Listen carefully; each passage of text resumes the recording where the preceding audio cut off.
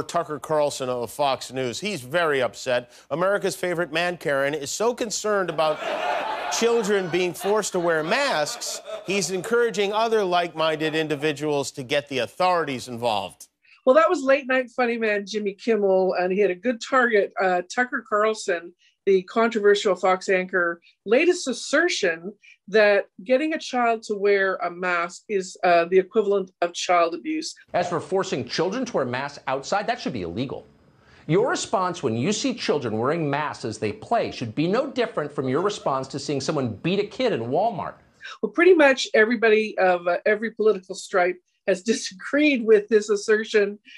This is one of the kind of most outrageous things Tucker Carlson has said, and there is a long list of what he has said. So it'll be interesting to see going forward what happens to his show, what advertisers will think about this. Tucker is, of course, very sensitive to the needs of children since he is one himself. The guy said nothing after Sandy Hook. Now he wants you to call the cops. There's a kid with cotton on his face. In the meantime, he's the butt of a lot of late-night jokes.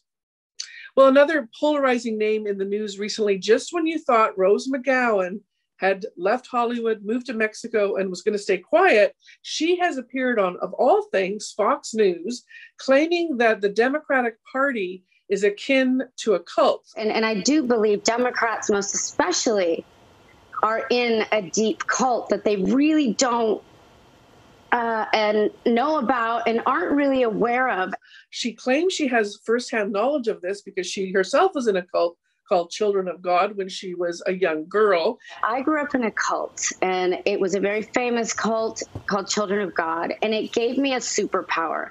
She claims that her past experience with cults leads her to be able to see both the controlling and propaganda-like abilities or activities of the Democratic Party. She says she can no longer be associated with the Democratic Party, nor does she side with the conservatives either. She basically just wanted to say on Fox News, of all things, that she basically has lost her faith in the Democrats. Even McGowan's most ardent supporters feel like her latest claims will undermine her credibility with the Me Too Time's Up movement, of which she's been a very vocal supporter.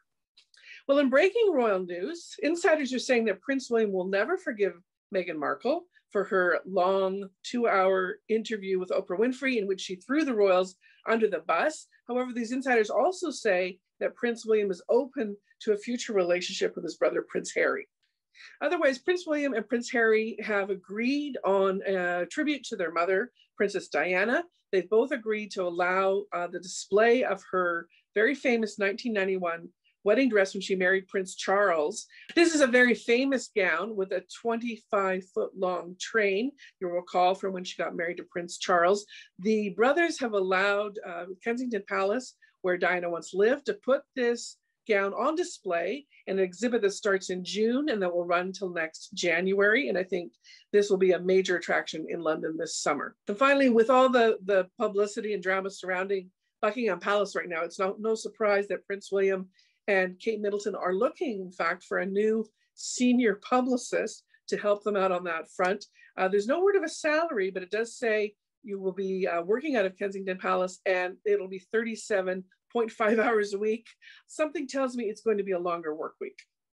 In more lighthearted fashion-related news, Justin Bieber once again is sporting a look that some people are calling racial appropriation. Take a look. This is a dreadlock look that he tried on for the first time 4 years ago. Got a lot of flack for it. For some reason, he's bringing it back, and some people are not happy about it. And in other fashion news, Kanye West once wore a pair of sneakers on the Grammys in 2008. Well, would you believe someone paid $1.8 million for these Yeezy sneakers? And I'm not sure why anybody would spend that kind of amount of money for a smelly pair of sneakers, but I guess because Kanye is associated with them, they've decided to pay through the roof for these sneakers. Let us know what you think on Twitter and Facebook about all of these stories, and please subscribe to our YouTube channel below. I'm Jane Stevenson for Extra Extra and Sun Media.